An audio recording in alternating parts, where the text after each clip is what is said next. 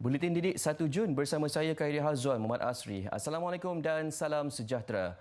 Semua kanak-kanak berusia 12 tahun dan ke bawah tidak dibenarkan berada di tempat awam atau fasiliti lain sepanjang PKP menyeluruh 3.0 kecuali atas 3 alasan: kecemasan, rawatan, pendidikan atau latihan. Larangan kuat kuasa bermula hari ini digariskan di bawah SOP Protokol Kesihatan Umum di laman web MKN. Ia termasuk di bawah kategori sama bagi SOP membabitkan pemegang lesen dan pemilik premis dalam mengendalikan perniagaan masing-masing. Semalam kerajaan menegaskan ibu bapa yang ingkar dengan membawa kanak-kanak di bawah 18 tahun ke lokasi berisiko COVID-19 termasuk ke kawasan sesak boleh diambil tindakan. Kertas siasatan boleh dibuka oleh pihak berkuasa atas kesalahan melanggar SOP yang ditetapkan. Terbaru sebanyak 82,341 kes COVID-19 direkodkan, membabitkan golongan berusia di bawah 18 tahun. Dalam pada itu, Pertubuhan Kesihatan Sedunia WHO memberi varian COVID-19 label baharu bagi memudahkan perbincangan dan mengelak stigma. Varian United Kingdom kini dikenali sebagai varian Alpha, Afrika Selatan Beta, Brazil Gamma dan India sebagai Delta. WHO dalam satu kenyataan berkata meskipun nama saintifik ada kelebihannya, ia mungkin sukar diungkapkan atau diingati sekaligus menjadi punca salah lapor. Akibatnya orang ramai cenderung menyebut sesuatu varian mengikut tempat ia ditemui sekaligus mencetuskan stigma dan diskriminasi. Tindakan ini juga tegasnya mempermudah pelbagai kerja dan proses selain mengelak kekeliruan berikutan kod dikenal pasti sebelum ini terlalu panjang.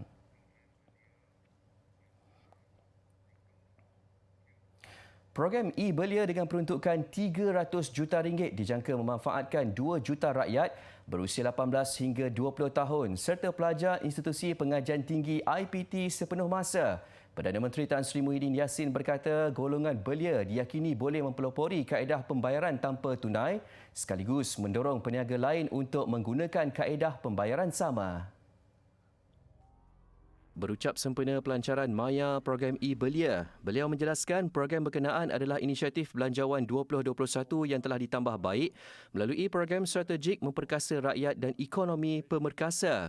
Menerusi program itu, nilai kredit ditingkatkan daripada RM100 ke RM150 bagi setiap penerima dan dipadankan oleh penyedia e-dompet melalui pelbagai inisiatif tambahan seperti baucer dan pulangan tunai.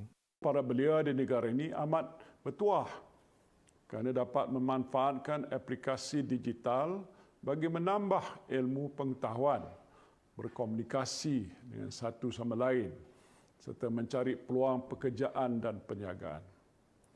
Kerajaan sentiasa menggalakkan belia untuk terus meneroka inovasi dan menjadi pencetus idea seiring dengan perkembangan teknologi terkini. Tambahnya, kerajaan menyediakan pelbagai peruntukan dana kepada belia yang mahu menceburkan diri dalam perniagaan. Ia termasuk dana automasi dan digital yang menerapkan elemen digital dalam operasi perniagaan. Kesatuan Telekomunikasi Antarabangsa Bangsa-Bangsa Bersatu meletakkan Malaysia sebagai negara yang mempunyai warga digital tertinggi di dunia yang terdiri daripada golongan muda berusia antara 15 dan 24 tahun yang menggunakan internet secara aktif sekurang-kurangnya 5 tahun.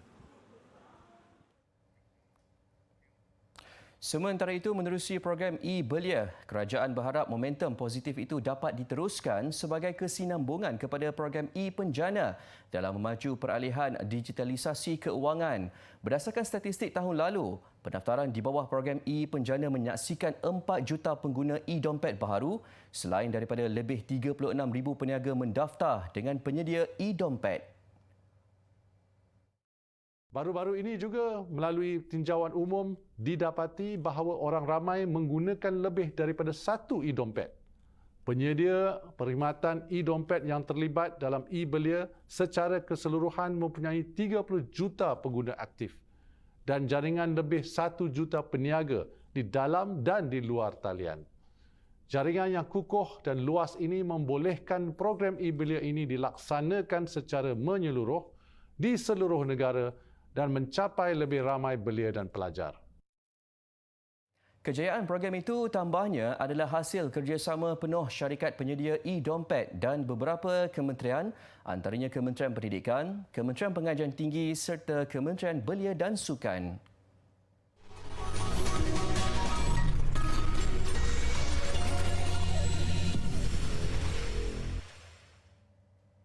Kembali di Buletin Didik. Kementerian Sumber Manusia mengalu-alukan semua pihak mengambil peluang sepanjang tempoh PKP ini untuk mendaftar e-latih yang menawarkan lebih 400 kursus secara percuma. Inisiatif yang dilancarkan Februari lalu bagi meningkatkan kemahiran dan nilai tambah sebagai persiapan di alam kerjaya. Tempoh kursus dibuka sehingga 5 Februari tahun depan. Sebanyak 12 bidang kursus ditawarkan, antaranya pendigitalan, kemahiran keuangan, kesihatan dan keselamatan, industri khusus, bahasa serta pemasaran dan inovasi.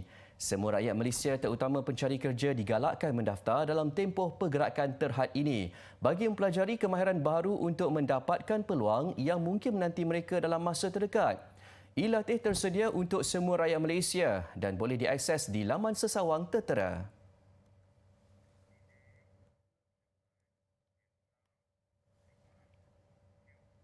Berdepan dengan pandemik COVID-19, kemunculan program Didik TV dilihat tepat pada masanya untuk membantu pembelajaran murid-murid. Menampilkan kaedah pengajaran moden, Didik TV menarik minat pelajar melalui konsep edutainment. Pembelajaran yang dahulunya disifatkan membosankan, kini lebih menyeronokkan melalui penyampaian yang lebih kreatif dan santai. Berpengalaman selama 15 tahun dalam bidang pendidikan, Cikgu Muhammad Ridwan Abdullah Sani atau lebih dikenali sebagai The Great Teacher Ridwan teruja dapat berkongsi ilmu melalui medium yang berbeza. Sejak COVID-19 melanda negara tahun lalu, guru mata pelajaran sejarah di Sekolah Menengah Agama Datuk Kelana Petra Makmur Seremban Negeri Sembilan ini pernah beberapa kali menjadi tetamu undangan menerusi segmen Teras dan Teroka. Yakin mana-mana rakan cikgu lain juga berhadapan dengan vibe yang sangat berbeza. Untuk kali pertama berhadapan dengan kamera, masuk ke dalam studio, set dekat studio. Saya ingat lagi kali pertama untuk saya datang ke Didik TV, saya punya live adalah pukul 8 pagi dan saya telah pun berada di Seri Pentas seawal jam 5.30 pagi. 5.30 pagi saya dah berada di sini kerana itu kali pertama. Keadaannya memang tak sama. Ada rasa seronok, ada rasa gementar, semestinya gementar kita manusia biasa, tetapi mengenangkan bahawa ini adalah ruang dan peluang untuk membantu pelajar-pelajar kita agar tidak ketinggalan, kita meneruskan juga. Mengakui cabaran yang berbeza menjalankan pengajaran melalui kaca televisyen, Cikgu Ridwan bagaimanapun seronok dapat membantu pelajar-pelajar di seluruh negara melalui penyampaiannya yang bersahaja dan mesra pelajar. Daripada pengalaman saya sendiri melihat maklum balas daripada anak-anak pelajar saya, bila sekolah dibuka, kami tidak ada masalah untuk menyambung bab yang seterusnya. Maksudnya apa yang telah diajar di dalam Didik TV tidak perlu diulang lagi. Maksudnya pelajar menerima dengan baik maklumat yang dapat dan kalau kita tengok maklum balas daripada pelajar juga menyatakan ianya lebih mudah dan convenient kepada mereka lah untuk menerima isi pembelajaran tersebut. Dianggap sebagai salah satu subjek yang susah kerana perlu banyak menghafal, Afifah Mardiah Rohadi mengikuti sesi pembelajaran sejarah di Didik TV sebagai persiapan menduduki peperiksaan PT3 tahun hadapan. Jika sebelum ini sejarah menjadi mata pelajaran yang paling lemah baginya, kini Afifah merasai sendiri peningkatan daripada segi pemahaman bagi subjek itu. Saya mengenali Didik TV dari guru-guru sekolah saya. Mereka menyarankan saya dan kawan-kawan menonton Didik TV sewaktu cuti sekolah. Setelah saya menonton Didik TV, saya menjadi lebih faham tentang isi kandungan pelajaran tersebut. Bagi Puteri Nurul Iman Abdullah pula, pembelajaran sejarah dirasakan lebih menyeronokkan apatah lagi cikgunya sendiri muncul di kaca televisyen. Saya lebih suka segmen Teras di Didik TV. Subjek yang saya minat pun ada dalam Teras tu. Subjek yang saya minat ialah subjek sejarah dan cikgu yang terlibat dalam segmen tu seperti cikgu GTR, The Great Teacher Ridwan. Cikgu The Great Teacher Ridwan ni menyebut tajuk yang saya suka dan tajuk yang dia bawa tu pun tajuk yang menarik pada saya. dan saya tak mudah mengantuk kalau saya tengok Didik TV.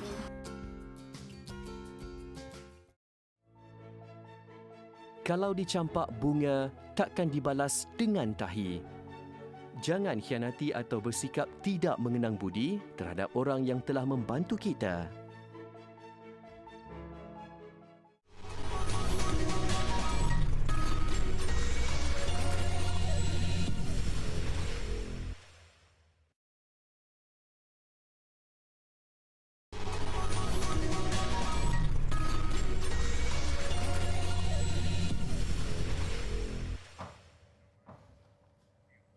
Acap kali golongan kurang upaya OKU sering disisih, dipandang rendah dan diperlekehkan.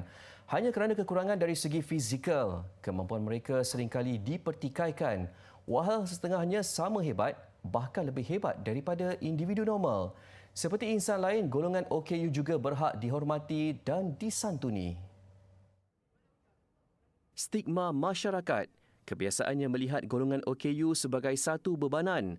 Keperluan OKU yang kerap kali dipandang remeh menyebabkan komunikasi dan informasi untuk golongan ini juga terbatas. Natijahnya mereka sering ketinggalan dalam mendapatkan maklumat. Kita mesti memastikan kesemua media ataupun medium yang ingin kita sampaikan kepada OKU di luar sana adalah mesra OKU. Kalau kita ada video, kena pastikan ada suara latar supaya OKU yang buta boleh memahami. Mesti memastikan ada jurubahasa isyarat atau closed captioning untuk rancangan-rancangan terutamanya berita. Ini adalah penting untuk kita memastikan kita tidak sesiapa ditinggalkan daripada mendapatkan informasi. Datuk Ras Adiba juga mencadangkan bahasa isyarat sebagai bahasa ketiga di sekolah-sekolah rendah untuk mendidik masyarakat dari awal supaya tidak mendiskriminasi golongan OKU. Bukan sahaja dari segi fasiliti, masyarakat juga perlu lebih peka dalam pertuturan dengan golongan OKU dengan tidak mengaitkan kekurangan golongan ini dengan perkataan dan terminologi yang negatif. Nampak macam remeh, sebab kita membincangkan bahasa, membincangkan terminologi, membincangkan mengenai frasa, tetapi yang sebenarnya bahasa menunjukkan bangsa kan. Jadi adalah sangat penting untuk kita pastikan masyarakat kita terdidik dari segi apa yang dimaksudkan dengan perkataan-perkataan terutamanya yang sering digunakan untuk bercakap mengenai OKU. Justru janganlah meminggirkan mereka, malah semaikan sikap lebih bertimbang rasa dan lebih prihatin. Kerajaan Jepun meluluskan penggunaan vaksin COVID-19 Pfizer untuk mereka yang berusia 12 hingga 15 tahun. Agensi berita Kyodo dipetik melaporkan bagaimanapun kumpulan usia itu hanya akan menerima vaksin berkenaan selepas semua petugas perubatan dan warga emas menerima vaksin masing-masing.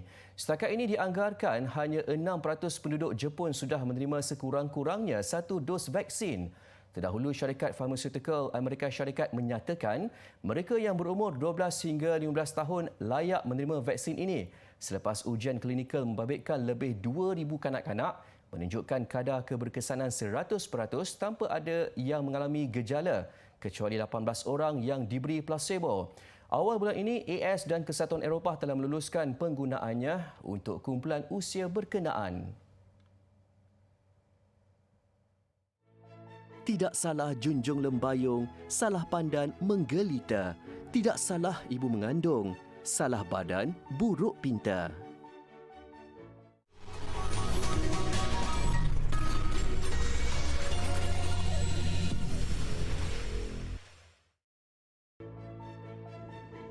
Assalamualaikum semua. So Eva nak pesan, ingat SOP. Lepas tu kalau tak ada hal penting, kita just duduk rumah je, okey? Lepas tu kalau terpaksa juga keluar rumah, kita jangan lupa pakai mask, jaga penjarakan sosial. Lepas tu jangan lupa pakai hand sanitizer. Okey. Tapi kita jaga kita tolong frontliner.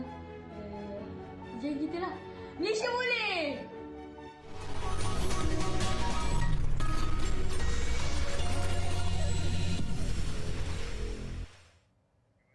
Masih di Buletin Didik, tindakan Jawatankuasa Olimpik Antarabangsa IOC mewajibkan semua atlet dan pegawai menandatangani surat aku janji untuk mengambil bahagian pada Tamasya Sukan Olimpik 2020 di Tokyo diterima dengan perasaan bercampur baur oleh atlet kebangsaan. Berikutan kebimbangan terhadap kesan pandemik COVID-19, IOC tidak seharusnya mengabaikan kebajikan atlet dengan memilih untuk lepas tangan. Buat kali pertama, atlet dan pegawai yang menyertai Tamasya Olimpik perlu menandatangani surat aku janji. Namun pengisian kali ini sedikit berbeza dengan IOC memilih tidak mahu bertanggungjawab terhadap segala yang berlaku berkaitan pandemik COVID-19. Namun rata-rata atlet berkeyakinan tinggi segala SOP yang telah ditetapkan menjadi satu jaminan segalanya akan berjalan lancar. Saya agak terkejut kerana ini kali ini adalah kali pertama kita menemui situasi macam ni, dan bagi saya rasa sepatutnya IOC kena responsible for our safety. But I think we should be okay sebab kita dah divaksinasi, dan saya rasa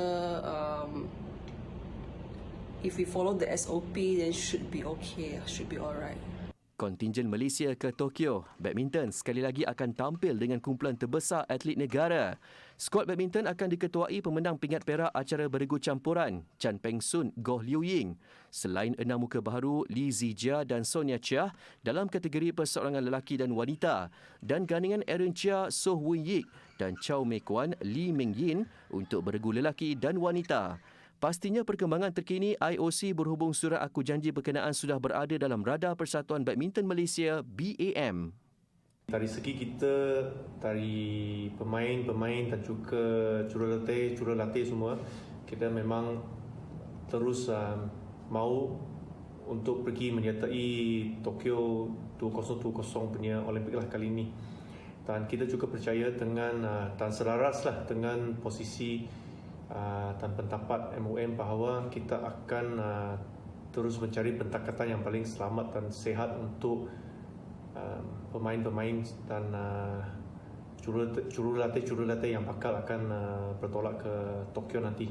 Tamasya Sukan Olimpik yang sepatutnya berlangsung tahun lalu terpaksa ditunda selama setahun berikutan penularan pandemik COVID-19. Menerusi ketetapan IOC, Sukan Olimpik 2020 akan membuka tirai pada 23 Julai ini, hanya berbaki kurang 2 bulan lagi. Baik, bagi sesiapa yang berminat untuk menghasilkan filem pendek dan tarian, jangan lepaskan peluang untuk menyertai program WAVE Awards 2021, anjuran Fakulti Filem, Teater dan Animasi Universiti Teknologi Mara Kampus Puncak Perdana. Pertandingan yang turut terbuka kepada pelajar itu menawarkan hadiah terkumpul berjumlah RM33,000 untuk dimenangi. Inisiatif anjuran bersama Yayasan Hasanah dan Perbadanan Kemajuan Filem Nasional Malaysia FINAS itu bagi menyeru masyarakat untuk sama-sama memahami kehidupan normal baharu melalui pertandingan karya filem pendek dan tarian. Dua kategori itu boleh dihasilkan melalui idea dan kreativiti masing-masing dengan penggunaan teknologi serta kamera bertemakan Unleashing Creative Wonders. Ia khusus kepada aspek seperti pendidikan, pembangunan komuniti, alam sekitar, seni dan ruang awam, pengetahuan serta norma baharu. Penyertaan adalah percuma dan dilanjutkan sehingga 15 Jun ini. Pemenang bakal diumumkan pada malam kemuncak WAVE Awards 2021 iaitu pada 9 Julai nanti secara dalam talian. Maklumat lanjut mengenai syarat dan penyertaan boleh dilayari di laman sesawang tertera. Gelagat Spiderman dan Ninja Turtle menghulurkan bantuan makanan kepada petugas hospital di Taiwan mengakhiri Buletin Didik malam ini. Ia inisiatif seorang pemilik restoran yang berhasrat menceriakan petugas barisan hadapan ketika berdepan pandemik COVID-19. Saya Khairi Hazwan Muhammad Asri, salam hormat dan Assalamualaikum.